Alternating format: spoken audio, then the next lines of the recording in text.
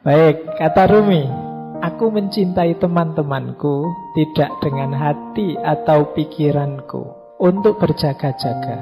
Karena hati bisa berhenti, karena pikiran bisa lupa. Aku mencintai mereka dengan segenap jiwa, karena jiwa tidak pernah mati atau lupa. Jadi sumber cinta kita jangan hanya hati, jangan hanya pikiran. Bukan berarti, Pak, berarti kalau mencintai tidak pakai pikiran, tidak pakai hati. Bukan begitu maksudnya. Jangan hanya itu berarti jangan berhenti di situ. Karena kalau pakai hati saja bisa berhenti. Bisa berhenti itu bukan maksudnya kena penyakit jantung karena hatinya berhenti. Berhenti itu hati itu bolak-balik. Hati itu kadang-kadang sekarang senengnya luar biasa, besok bencinya luar biasa. Kalau pakai hati masih bisa ya dan tidak ketika kita mencintai. Apalagi pakai pikiran. Pikiran bisa lupa. Kalau pas berdua, wah aku sayang sekali padamu, nanti keluar ada yang lebih cakep, lupa dengan kalimat yang tadi. Pikiran bisa lupa. Jadi ya lupa itu kita kan mudah terlena, akal itu mudah terdistraksi. Maka cintailah dengan jiwa. Jadi mencintai dengan jiwa itu mudahnya kita melihat hakikat terdalam dari seseorang.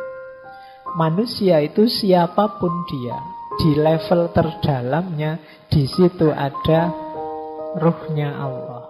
Wa nafakha fihi min ruhi. Yang di situ ada citranya Allah. Jadi pertemuannya tidak hanya pertemuan dua akal, tidak hanya pertemuan dua hati, tapi juga pertemuan dua jiwa. Makanya dalam bahasa Inggris istilahnya soulmate. Belahan jiwa, tidak sekedar belahan hati. Apalagi belahan pikiran. Tidak. Jadi jiwaku yang kalau dasarnya jiwa mesti bersatu terus, mesti nyambung terus. Karena di level jiwa kita satu.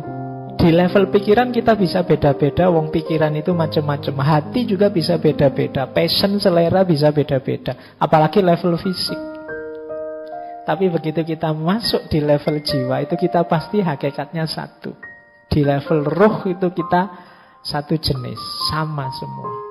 Meskipun banyak orang yang mengabaikan sisi dalam rohaninya, sehingga kelakuannya hanya didasarkan pada yang fisik-fisik. Maka mari mencintai apapun dan siapapun tadi di level terdalamnya.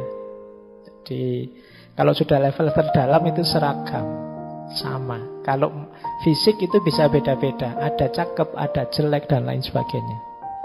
Makanya kalau nembak kok ditolak kan kadang orang bilang, loh kamu jangan hanya lihat wajahku, lihatlah. Ya, kalau hati masih bisa berubah. Kalau kalimatnya lihatlah hatiku, hati masih bisa berubah-ubah, kurang dalam. Lihatlah jiwaku. Nah, oke. Baik. Nah, kalau jiwa itu sudah relatif seragam. Semuanya citranya Allah dalam diri kita. Ini yang jadi penciri pembeda manusia dengan manusia yang manusia dengan semua yang bukan manusia. Baik, ini filosofinya agak dalam ya. Nah, ini kalimat ini bagus. Tidak ada kerahiban dalam Islam yang ada kebersamaan dan kasih sayang. Nabi Shallallahu Alaihi Wasallam selalu bertindak atas dasar kepentingan bersama. Karena pertemuan para roh memiliki pengaruh yang besar dan penting. Sedangkan kesendirian dan mementingkan diri sendiri tidak ada manfaatnya. Jadi kalimat pertama, kata pertama tidak ada kerahiban dalam Islam itu sebenarnya ingin menegaskan bahwa dalam Islam semua orang itu dipandang setara. Setiap manusia dianggap bernilai. Jadi tidak boleh level. Manusia itu tidak boleh ada yang diposisikan level. Ini manusia posisi tinggi, ini manusia posisi rendah. Karena satu-satunya di atas makhluk itu Khalik. Kalau ada makhluk yang kita posisikan di atas makhluk, itu berarti ada makhluk yang posisinya setara dengan Khalik. Kalau dalam Islam ini namanya musyrik. Maka iya, para ulama penting, guru-guru kita penting, tapi dia tidak di atas kita. Hanya memang fungsi dan peran serta jasa mereka besar. Jadi itu yang dimaksud tidak ada kerahiban, tidak ada yang posisinya hierarkis, yang ada semua setara. Maka dalam kesetaraan itu relasi paling ideal adalah kebersamaan dan kasih sayang. Makanya Nabi itu orang-orang dekatnya tidak disebut muridnya atau anak buahnya, tidak, tapi sebutannya sahabat. Jadi ini untuk menegaskan kesetaraan. Kalau sahabat setara, kalau setara roh dan roh bisa bertemu. Jangan merasa enak kalian lebih tinggi dari yang lain. Misalnya merasa, Pak saya lebih penting kok Pak, Pak saya lebih hebat kok Pak. Itu berarti kalian memposisikan diri lebih tinggi dari yang lain. Kalau kalian posisikan diri lebih tinggi seperti itu, kalian akan sendiri dan kesepian. Ruhmu tidak punya teman, jiwamu tidak punya pasangan. Jadi relasi ideal itu relasi kebersamaan dan kasih sayang. Kalau ada kepentingan, ya kepentingan bersama, bukan kepentingan sendiri yang egois. Jadi dasarnya pertemanan itu ya pertemuan antara dua jiwa. Dua jiwa mungkin bertemu kalau itu sejajar, setara. Kalau kita dekat gini kan bisa langsung ketemu kan gitu. Tapi kalau ke atas berat. Sulit kita ketemu kalau ranking. Kalau teman-teman misalnya menganggap saya, Pak Faiz lebih tinggi dari saya, itu kan mendekat saja mungkin agak gimana, karena tidak setara. Tapi kalau kita setara, lebih mudah bergaul, lebih mudah berkomunikasi. Makanya coba teman-teman membaca sirah itu, riwayatnya Rasulullah itu, dengan para sahabat kan sangat akrab, dekat, karena positioningnya setara. Banyak momen, banyak peristiwa, baik yang serius maupun yang menggambarkan keakraban, suasana kemanusiaan banyak. Kenapa? Positioningnya setara. Baik, jadi ini rahasia persahabatan. Jadi yang ada adalah kebersamaan, kasih sayang, dan kesetaraan. Kok di antara sahabat merasa level? Yo, dia sahabat saya sih Pak, tapi saya lebih tinggi Pak. Dia selalu nyontek, saya yang diconteki terus misalnya. Kalau ada level begitu, dua jiwa tidak akan bertemu. Saya yang neraktir terus Pak, dia yang minta ditraktir. Berarti saya lebih tinggi, dia sebenarnya anak buah saya hitungannya misalnya. Ini tidak mungkin persahabatan, tidak mungkin dua jiwa bisa bertemu. Maka kuncinya persahabatan, pertemuan dua jiwa. Posisikan diri kita setara di hadapan sahabat-sahabat kita. Jangan merasa lebih tinggi, jangan merasa lebih jago, jangan merasa lebih benar, dan lain sebagainya. Baik, saya lanjut. Berbuat baiklah kepada orang demi Tuhan dan kedamaian hatimu sendiri, agar selalu engkau lihat apa-apa yang suci, dan agar engkau bisa menyelamatkan hatimu dari gelapnya kebencian. Berbuat baiklah kepada orang demi Tuhan. Demi Tuhan maksudnya untuk Tuhan ya, bukan orang lagi mengamuk-ngamuk sumpah demi Tuhan, bukan itu. Jadi demi Tuhan itu ayo nawaitunya untuk Tuhan dan kedamaian hati. Mesti nanti hati kita damai.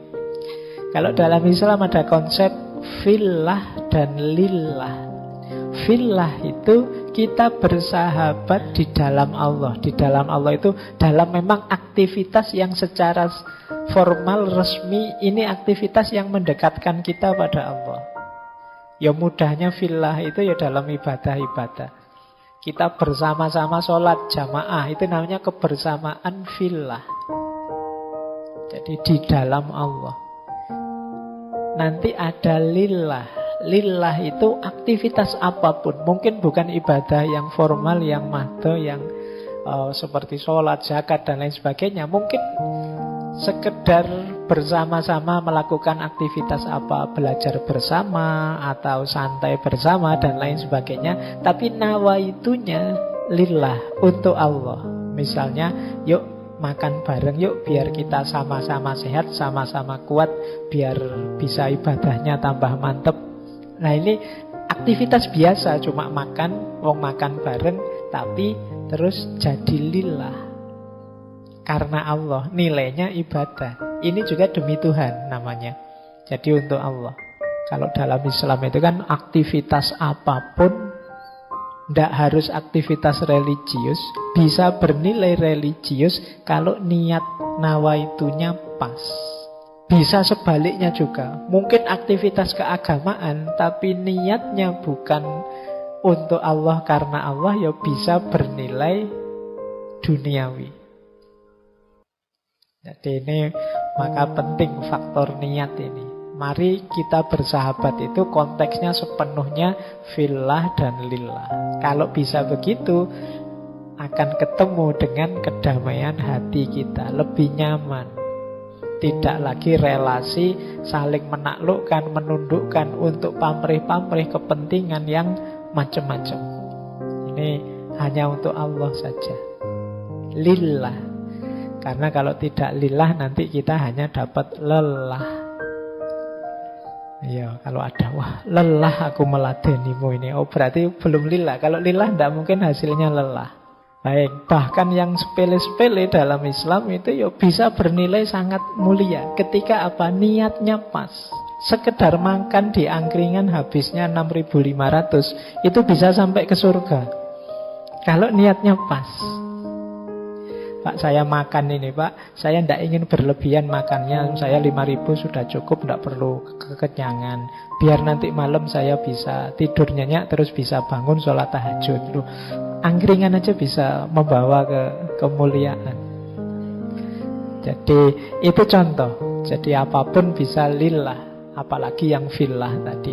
Nah, segala sesuatu jadi disambungkan pada Allah. Itu yang kalimat ini, agar selalu kamu lihat apa-apa yang suci. Kalau kita sudah bisa begini, selanjutnya apa? Hati kita akan selamat, bersih dari kebencian demi kebencian. Ada banyak alasan kita membenci sesuatu, tapi kalau alasan yang biasanya membuat kita benci itu kita sambungkan pada Allah, maka dia akan berubah jadi suci, jadi sakral, justru mendekatkan kita pada Allah. Misalnya ada orang yang kurang ajarnya luar biasa atau jahatnya luar biasa. Loh, itu kalau kita berhenti di fenomena kejahatan dan kekurang ajaran itu, lahirnya mungkin kebencian demi kebencian. Batin kita tidak selamat. Akhirnya apa? Jahatnya orang lain menjadi sumber buruknya kita. Dia yang jahat, kita yang benci. Kan akhirnya kita juga ikut jelek. Wong kita memelihara kebencian dalam diri kita. Biar tidak begitu apa? Posisikan dia seperti tadi, dalam konteks fillah atau lillah tadi. Oh iya ya, memang Allah itu yang mengatur segalanya, menciptakan segalanya, termasuk keragaman manusia. Ada orang baik, ada orang jahat. Ya kuasanya Allah, ujian bagi kita. Ini kan nanti urusannya terus ke atas. Jadi justru jeleknya orang lain jadi sumber keselamatan kita. Kenapa? Kita membacanya secara fillah dan lillah, demi Tuhan tadi. Jadi dalam persahabatan, ya mari kita rangkai konteksnya adalah semuanya demi Allah. Sebenarnya dalam hal apa saja, tidak mungkin dipisah. Pak, ini urusan dunia, ini urusan akhirat. Kalau kita pinter memanage hati, memanage niat, ya semuanya bisa akhirat sekaligus dunia. Jadi yang dunia-dunia bisa bernilai akhirat, yang akhirat bisa bermanfaat untuk dunia. Ini menurut saya yang disebut beragama yang utuh, yang kafah.